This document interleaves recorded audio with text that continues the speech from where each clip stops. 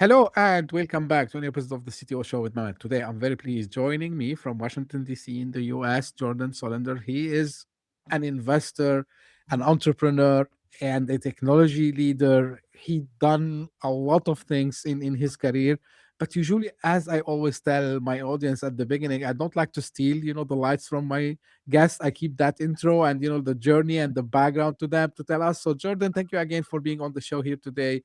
Traditional, I know, but for people who might not know you, a little bit about your background, your journey, and what you're currently up to, and then we will dive directly into what we're going to talk about today, which is all related to entrepreneurship, it's related to startups, and it's related also to AI, of course, and decision making. So the floor is yours.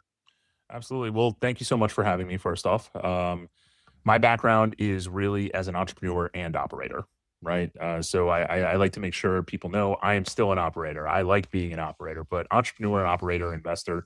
I've built and scaled businesses. I've made plenty of mistakes. And today I spend most of my time helping founders remove themselves as the bottleneck in their own business. A lot of my work sits at the intersection of AI, delegation, and systems. I'm fascinated by one question: how do we build companies that can grow without requiring the founder to be involved in every decision? That's the problem I've been solving for myself and now for other entrepreneurs for uh, just under 2 years now. And I am absolutely enjoying it. And it sounds like the audience that you have really resonates with that. Yeah, I'm an operator myself as well. I consider myself this way. Love to speak about startups, about business, and of course, coming from technology background, this is what the whole show is about. Now, looking back, Jordan, on the things that you have done. So you've built multiple companies, you did successful exits, you invested in startups. So where have and but you said at the end, like you see yourself as an operator, but looking at these experiences, like what do you think is the experience that the most shaped the way how you think about building businesses? Without question, the biggest lesson I have learned was realizing that I was the bottleneck, right? To kind of bring this question full circle. Early in my career, I thought that great founders had to be involved in everything. And just like I'm sure you do, and most entrepreneurs do, right? When you're involved with everything, you wear it as almost a badge of honor. And what I learned the hard way is that businesses really don't scale when the founder works harder. The scale, right? The business actually scales when the founder builds systems, delegates effectively, and creates repeatable process. So today with AI, that lesson is even more powerful and it's even easier to do. There's no excuse to not have uh, delegation done correctly and systems built for you. The founders who win aren't necessarily the smartest in the room. They're just the ones who can leverage AI and document, delegate, and automate. They essentially are building an organization that performs without them being involved in every single decision. So I learned this very early on. And as AI became more and more relevant, I leveraged that. And that's really helped shape who I am and how I operate today. Right. Jordan, as a follow-up question, and it's a question that I prepared, but I like the flow and how we're gonna deep dive more into this. Now, you call yourself the bottleneck breaker, right? So now it's a common thing we see sometimes where, as you just described about becoming the bottleneck, right? So why does keep happening, and why do you think founders they don't notice that they are actually slowing down their own companies and the whole business? So why that happen in the first place? Because the behaviors that made you successful early on are often the exact same behaviors that you limit later. When you start out in being in a business, it's normal to be involved in everything. It's very natural, right? The company is built on your back. Your superhero power is the delivery and the idea. Being involved in everything is the superpower in the beginning. You're the salesperson, you're the operator, the problem solver. But as the company grows, that same behavior actually becomes the bottleneck. And the tricky part is founders usually don't notice it because the business is still growing and they think, look, everything is working. What they don't realize is the company is growing despite them, not because of them. Does that make sense? And I always tell Yeah. founders if every important decision, approval, customer issue, or hire has to flow through them, they have built a job, not a company. And that's why I'm obsessed with operational knowledge in SOPs and now AI. The goal isn't to make yourself more productive. The goal is to make the business less dependent on you. And that's when the real scale starts to happen because it's not dependent on you and it can just grow naturally. Right. Jordan, what are like kind of some early signs, we can tell that these founders are trapped in the day to day rather than leading the business? And I know it would be like little bit loaded question. And does it happen mainly to first time founders, or it might happen also to second and third time founders? Early signs. So it happens to all founders of any company size. So first time, second time, even founders who've had successful exits. I mean, I get myself caught every once in a while and I have to take a step back and go, I'm inserting myself here and I'm making the business rely on me when I shouldn't. So the issue isn't experience. The issue, I think, is identity with these CEOs. A lot of founders get rewarded for being the person with all the answers. And then one day the company grows to a point where that becomes the constraint. And I think that's where a lot of founders find themselves. And the early warning signs are actually pretty obvious. So you might have experienced this at some point. You're an operator, but decisions pile up waiting for the founder. Your inbox gets a little larger and you roll over to the next day saying, all right, I'm going to handle these first thing in the morning. But that right there, right? The team's waiting for an approval, a customer's waiting for an answer. The team is constantly waiting for an approval. Vacations become impossible for you. Growth starts slowing down, despite you working harder and everybody else working harder. And the founder, you, starts feeling busy all day, but you're not spending time on going back to what I said earlier, your superpower, the thing that got you here, the strategy Hmm. piece. So the less time, that might be the clearest indicator, leading indicator that you're bottlenecked is that the time you're actually spending on strategy around the business, how to grow the business, not running in the business, gets less and less every single week. So, my one of my favorite questions I ask people is if you disappeared for 30 days, what breaks? Mm. And the answer usually reveals that bottleneck immediately. Right. Now, I know like also you talk about, saying pick one thing and remove yourself, Yep. right? Uh it looks like super powerful, but the question that might, you know, get asked as a counter idea is, hey, yeah, but to who? Like I'm still, having scarcity on the resources. I don't have big team. I need to be involved in everything. How can I, choose, like, and how I can delegate this? Because, again, actually, I was trying to put that into two questions, but I think it's related to each other. So delegation sounds simple, Jordan, but actually many people, like, regardless if it's for business or not business, right? Even as the employee, sometimes, delegation feels hard, right? So Yeah. how we can, apply this philosophy of picking the one thing and removing ourselves and removing the excuses, I would say, that we don't have resources, we don't have enough team people to take care of that, blah blah blah blah blah. Right? So what's your point of view on this? So, my thought process for any founder is if you can document it, you can delegate it. But this Hmm. is actually where most founders get stuck. They think that delegation starts with hiring, and it doesn't. Delegation starts with documentation. Okay. Before I hire somebody, anybody, I want to have an SOP, a standard operating procedure. Before I build an SOP, I want clarity on the outcome, though. So, what do I want to happen in this project or role or task or repetitive thing that I'm doing on a daily basis? What should the outcome be? Now, today, AI can help you document a process in hours that used to take weeks, in minutes that used to take hours.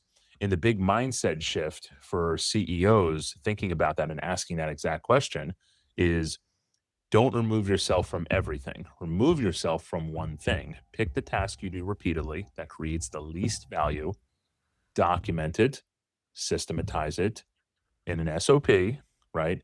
Then you delegate it and then repeat and just keep going with all the things in your day that you're repeatedly doing. And most founders aren't resource constrained, they're clarity constrained. Most founders have a VA. Most founders have somebody on their team, whether it be a virtual assistant or a project manager, that they can delegate things off to. So Right. recently, actually, I asked one of my clients that I'm coaching right now in JSC, Jordan Solender coaching. What are 5 things only you can do? Most Mhm. can't answer that question because once Wow. you know that, everything else becomes a candidate for delegation, automation, or elimination. And that's why my philosophy here is very simple. It's every quarter remove yourself from one thing. Do that for 3 years, and you've transformed your entire business. It's a totally different business. Right.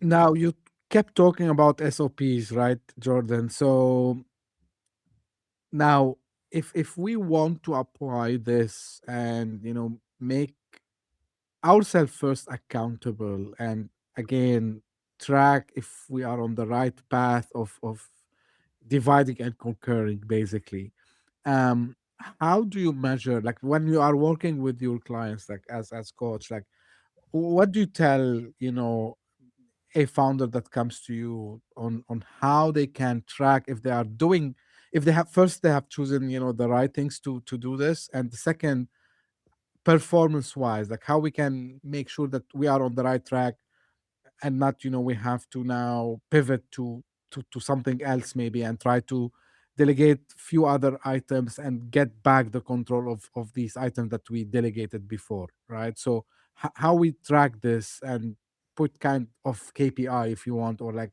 reporting on the enhancement that we had so far. I think you I think the question might almost overcomplicate the process here because I personally I only care about 3 things. Is Okay. the work getting done? Is the Mm-hmm. quality acceptable? And is the founder spending less time on it? Okay. If all 3 are true, delegation worked. The mistake is they delegate a task, but they keep all the decisions. Mm, For example, if you're delegating lead generation, but you don't measure how many hours somebody worked, right? If you're delegating lead generation, you don't measure how many hours somebody worked. You measure meetings booked, correct? Right? right. So if you're saying to somebody, go book meetings for me, you're my business generator, you don't care that they worked 40 hours. You care how many meetings they booked in those 40 hours. So if they booked 50 meetings in a week, do you care if they only work 2 hours or 3 hours? You care about the outcome, correct? 100%. So, yeah. So if you're delegating customer success, you measure retention and expansion. If you're delegating operations, right, you're measuring cycle time and error rates. And the secret here that most people don't know that I teach constantly, if a delegated task fails, it's usually not a people problem. It's a systems problem. So either the SOP wasn't clear, or the KPI wasn't defined, or the owner wasn't empowered to make the decisions themselves. Hmm. Makes sense. 100%. Yep. You talk about a rule which I know, but I think we need you to explain that to us, which is the 10-80-10 rule, right? So tell The us more 1080, about this 1080, rule. 10 you're talking about, right? 10-80-10, yeah. So tell us a little bit about it and how it can be used to create accountability without pretty much not going into the micromanaging. Because by the way, I've seen people who does the mistake of becoming over exaggerating on the micromanaging part. Yeah. It's tough not to micromanage. I understand the need, or sorry, the instinct, not the need, to want to do that. But with the 10-80-10 rule, it's one of the simplest ways I found to avoid micromanagement with while maintaining accountability. So just to for anybody out there, listeners that don't understand what the 10-80-10 rule is, this is a secret sauce right here. So open up your ears, pay attention, drop your pencils. The first 10% of the 10-80-10 is alignment. We define the outcome, the KPI, the SOP. What does success look like? What does good look like? 80% is execution. And this is where most founders make the mistake. This is the most common place they make the mistake.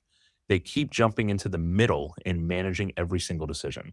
And if you've hired the right person and built the right system, get out of the way and let them execute on this. Now, the final 10% is review. This is where Hmm. a lot of founders don't even make it to. So, this final 10%, we look at the results, we see what worked, we see what didn't, and how we improve the process. What founders instinctively want is control, but what they actually need is visibility, and they don't understand the difference between the two a lot of the time. And that's where micromanagement comes back in, unfortunately. Micromanagement happens when a founder confuses being informed with being involved. Right. Let's talk about AI because you mentioned a couple of times, Jordan, and I know like you have IT Select, which is the arm of focusing on the AI. Um, so tell me how, if you can give me a use case probably or an example of how AI is changing the way we are operating and leading currently, and how this is shaping also the way the business itself it's done, and what you expect this to go to in the future. I mean, AI is changing the way business owners should be operating. The ones that will win will be the ones that learn how to leverage, insert AI across their entire, I will say, 5 pillars of their business. Those pillars being lead acquisition, lead nurture, sales execution, fulfillment and delivery, and finally, retention. That being Mhm. said, the AI, the ones that leverage AI will be the ones that win very easily. And I think most business owners still are dramatically underestimating AI, even with the major increases in people using Claude Code or Hermes or OpenClaw today, just on a daily basis, the increase in those numbers. Right now, most founders are using it as a tool. They're using it to write emails and summarize meetings and create content. That's useful, but it's the equivalent of using the internet in 1998 just to send an email. What excites me is AI as a digital workforce. So when I'm working with founders, a lot of the time I'm coaching them on building AI into SOPs, reporting, customer follow up, KPI tracking, things like project management and decision support. Instead of hiring another person for every repetitive task, we're asking, can an AI agent handle 80% of the process in the 10-80-10? Mhm. So the biggest shift isn't that AI is replacing people, it's that it's allowing small teams to perform much larger organizations. The Right. teams that are succeeding and the operators that are expanding rapidly and fast, they're leveraging AI to do 10x the output, 20x the output. They're thinking at a higher level. The biggest shift isn't that AI is replacing people, it's that it's allowing teams to act like larger organizations. In 5 years ago, if you wanted to scale, the simple quarter in, quarter out math was you hired more people. Right. Today, you scale by combining great people with great systems and AI, True. and that's why I'm so focused on helping founders document, build SOPs, and remove themselves from this day to day. AI becomes this incredibly powerful tool and agentic workforce for you once the business is systematized. Chaos can't be automated. If your listeners take anything away from this podcast, I hope it's that chaos can't be automated, but a great system can be scaled almost infinitely. I love this. I love this. Yeah, exactly. This is what we've been saying it with my guests in different ways. Like uh, when the AI hype started with the generative AI, we're saying like garbage in, garbage out, right? And when now with the agentic, like if you put cows in, you will get cows out, right? So and you need to make sure that you're doing it the right way. Now, talking about the hype. Um, where do you see people are doing the mistakes the most? And I can't blame them, Jordan. I will tell you why. Because even myself, as someone who have technology background, and I've been an operator, as I told you. So when I look on the amount of information we're getting and the speed of the information that is popping out, I might get like, you know, confused on which system I should choose, or like, getting dragged into the models, or like when people start to talk about a specific agent framework and let's go and use this. Even I start to see like these funny reels about, they call them the Jarvis Bro, like they go download something from the internet and they make like fake videos showing like, oh, I have this agent is doing everything for me, but which is, I'm not saying it's not real, but I mean still you need to do some some tasks before this. So where are people getting it wrong, and how you're helping executives, founders to go back on track when they decide to get the right AI systems in place? There was a few questions in that question. Yeah, yeah, there were a few ones in there. So let me try to take one at a time here. So Sure. or around the question around like which model should I use, which tool, which agent or framework should I use? I think the real question they need to be asking is what's the bottleneck in the business? Right? Like I said Mhm. earlier, we don't want to automate chaos. So before you build an agent or pick a framework or a model or a tool, you need a process. Before you need the process, you need an outcome. So if you don't have the outcome clearly defined, a KPI or a clear owner, AI is just going to help make mistakes faster. And I think a lot of people don't really truly understand that. So the founders getting the biggest wins aren't chasing every new model release. They're identifying one repetitive process, documenting, and then asking, how can I leverage one of the AI tools to make this better or cheaper? Now, if the question very black and white is which AI do I use? It really just depends on the task. Mhm. For creative writing and I'm using Claude. For research, I'm using GPT. For coding, truly, I've gone back and forth between Claude Code and Codex. It's been great. For agents and agentic stuff, I'm using Hermes. It truly all depends just on what the task is. Is it an ongoing task? Is it a one-off thing? Um, for image generation, I'm using Gemini. For Mhm. logic and thinking, I'm using Grok. So I'm using all of them. So it truly just depends on the task. It depends on the use case, but I'm happy you gave this example, Jordan. And I think, as humans, I believe this is my own theory. We have like a short memory span, right? If people go and watch, there's a famous clip that always pop up.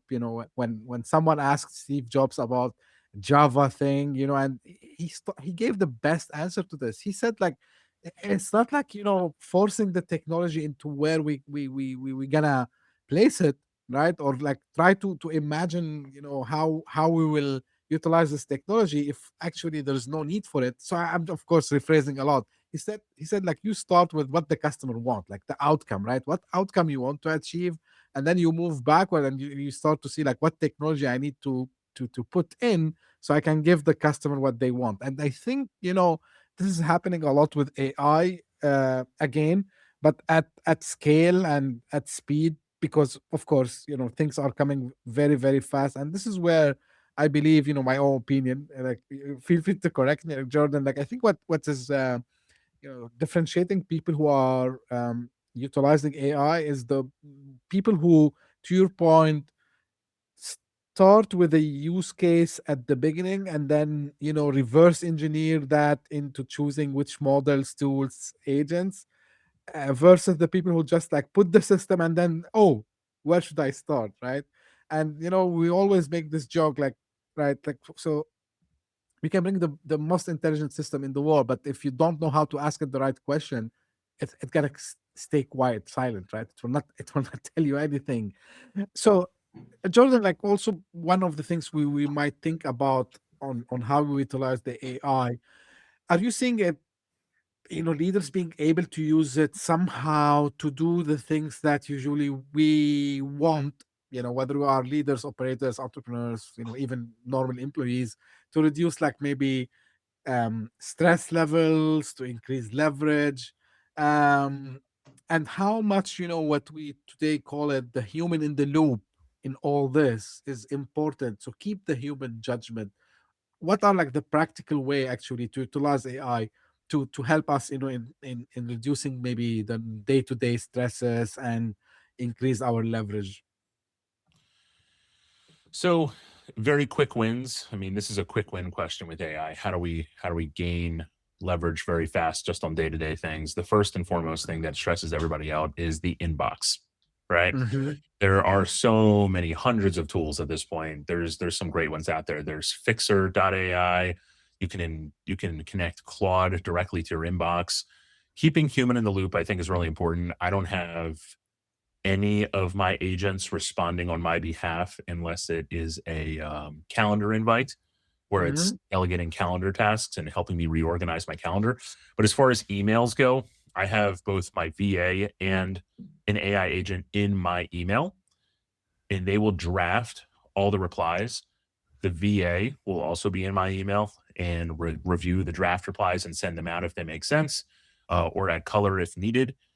And likewise with my other businesses, it's always a draft. So it is saving me hundreds upon hundreds of hours of just, getting back to people and getting back to people faster. So that's an easy win right there. Right.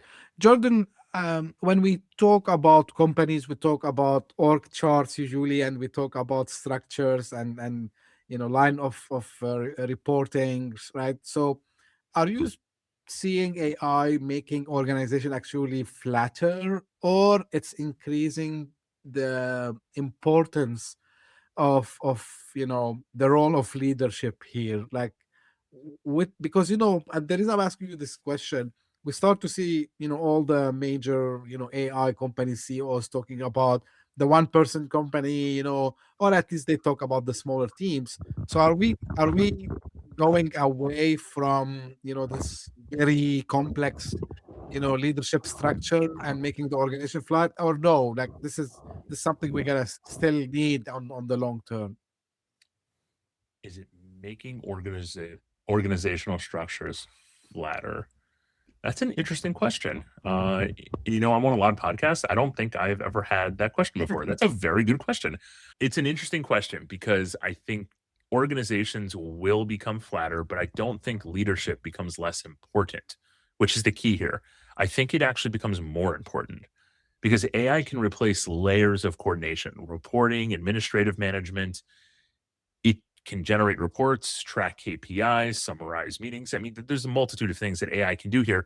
Historically, that's what a lot of middle management spent time doing, though, right? So, leadership, but leadership isn't reporting. Leadership is setting the direction. Leadership is setting the strategy, showing what good looks like. They're making decisions under uncertainty, building culture, developing people. So I don't believe in the one person billion-dollar company. We're hearing a lot about these unicorns coming out of Right. Silicon Valley, just all over the world. But I don't personally do not believe in the one person billion-dollar company narrative for most businesses. Could it happen? I guess, but most companies are still going to be built by teams where culture is developed by people and strategy is developed by people. What changes, though, like I mentioned earlier, is the leverage piece.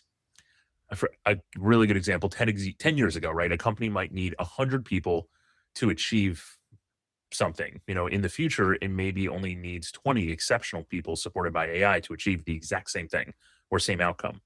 The org chart, yes, will get flatter, but the quality bar gets much higher. Because remember, it's great people surrounded by AI that are going to define these unicorns in these companies that skyrocket. So Right.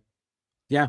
Yeah, makes a lot of sense. And actually, like there are some type of business you can't have them in one person, like whatever, so whatsoever, right? So whatever you're gonna do, you're gonna still have to have a team with you, and because at the end of the day, and this is something I noticed on myself when I started to try to automate some of the things that I do using agents and the other AI tools, is that I can't handle, right? I need people to still help me, maybe in doing some stuff. And you just gave the perfect example, Jordan, about the inbox. So you still have your VA in your inbox to do some stuff, because probably you're busy to go and check if the AI is generating right answers, right? So you need to delegate even that task to another human with you.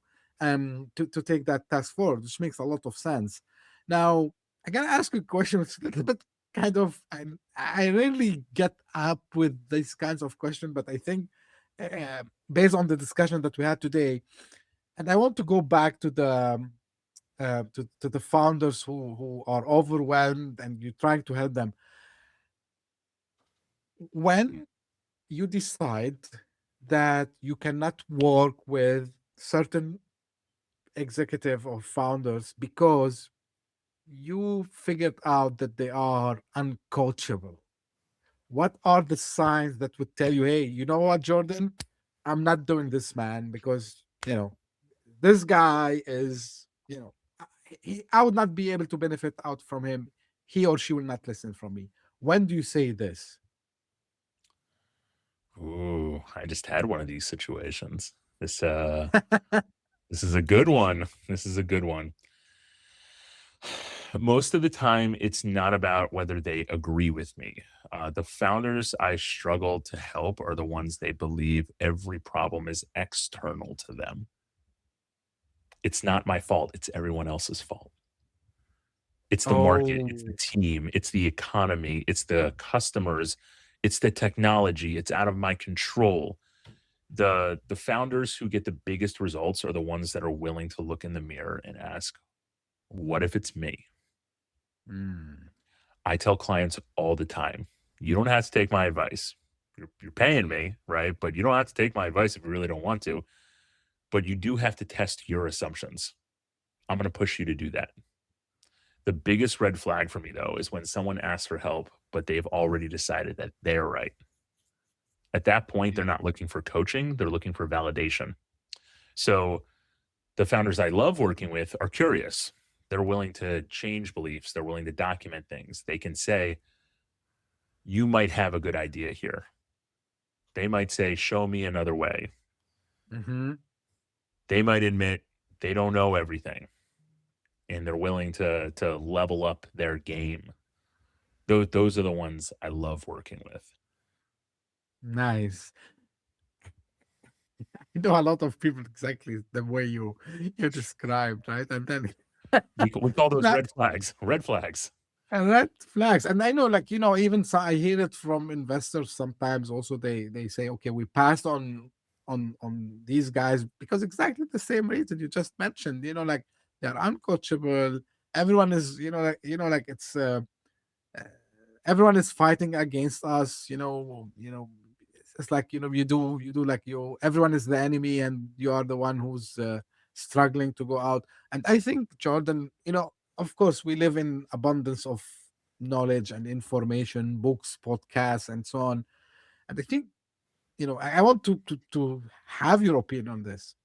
So when people go and read about like entrepreneurship and the traits of an entrepreneur, so one of the things or two of the things which are kind of related to each other's, like how you know you are on the right path. So the first thing is about persistence, right? So, and people, I think they misunderstand what persistence means, and they convert it to stubbornness, kind of. And when you tell them, but hey, like also you need to be flexible and to pivot, they tell you, no, but I'm moving away from my vision and why I want to start this company. Do you agree, like, Jordan, like this is where people mix between persistence and stubbornness? Yeah, and I think that line can get blurred sometimes, a lot of the Mm-hmm. time, actually. Persistence and stubbornness. So I think persistence is probably committing to the outcome, and stubbornness is committing to the method. Right. Okay. The best founders I met are incredibly persistent about where they're going, but they're flexible about how they get there. They're looking at the outcome. If customers keep telling you something, if the market keeps giving you feedback, if your team keeps bringing up the same issue over and over again and it feels repetitive and you refuse to listen to them because that's not my vision, that's not persistence, that's ego. I tell my clients and other founders and CEOs constantly that the ones that say to me, "Nobody can do it the way I do it. I'm doing it in such a unique way. My business is a snowflake," right? The ones that say that to me, I say, I, I say, go out there and find somebody that can do it 80% of the way that you do it. 80%. Mhm. That's it. Doesn't have to be perfect, right? You're not gonna find perfect. Finding perfect every time doesn't scale. Go out there and find 80%. If somebody can do it 80% as good, if not better, than you do it, the 20% that's left over, that's your ego. And if you can put that aside, scaling will be easy. Right. I gotta put a disclaimer here, Jordan, and this is especially if you interact a lot with some of the LLM tools. They're designed, not all of them, but some of them, to actually um I would say amplify this ego, especially ChatGPT, Yeah. especially ChatGPT, because I've seen people they go to ChatGPT.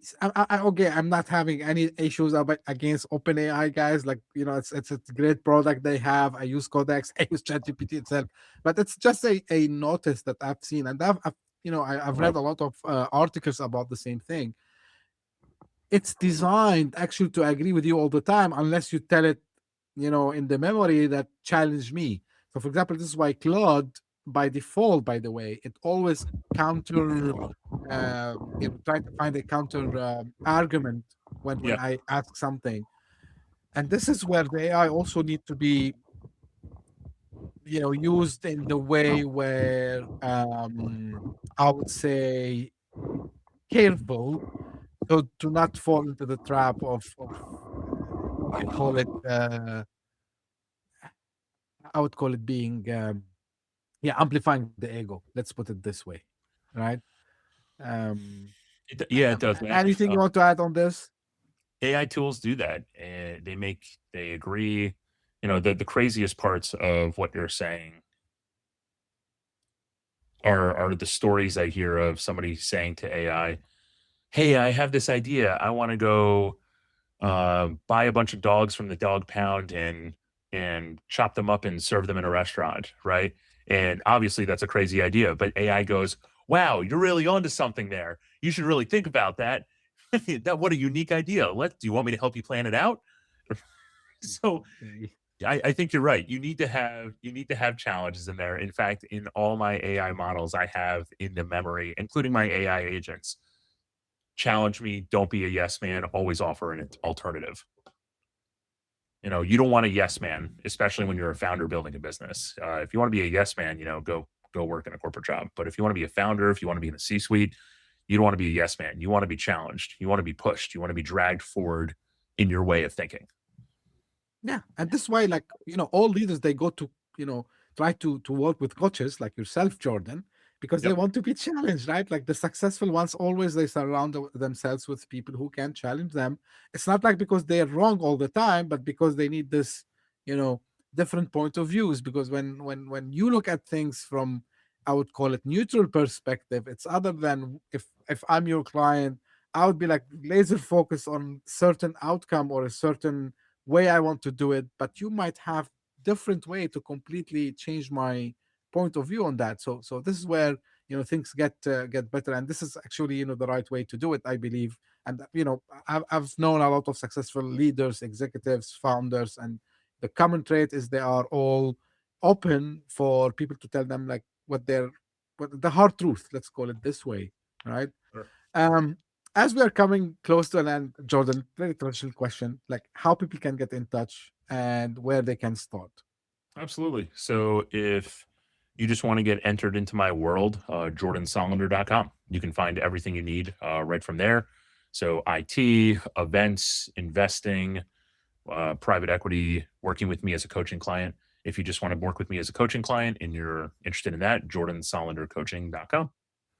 Great. I will make sure that the links is in the show notes. So, Jordan, thank you very much for being here with me today. I know like you have still a busy day ahead back in Washington, D.C. So, thank you for joining me in your morning. And, I really enjoyed the discussion. I think we discussed a lot of things which are beneficial for executives, founders, and everyone who's interested to know how they can make themselves, better. I would say like always seek to speak with people who have done it before you. They can advise you and guide you. So thank you again, Jordan.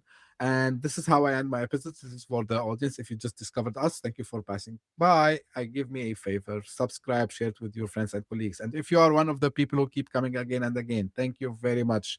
We are seeing amazing results recently. Like we have seen spikes in the number of listenerships and downloads across multiple countries, and we are making it again since 2025.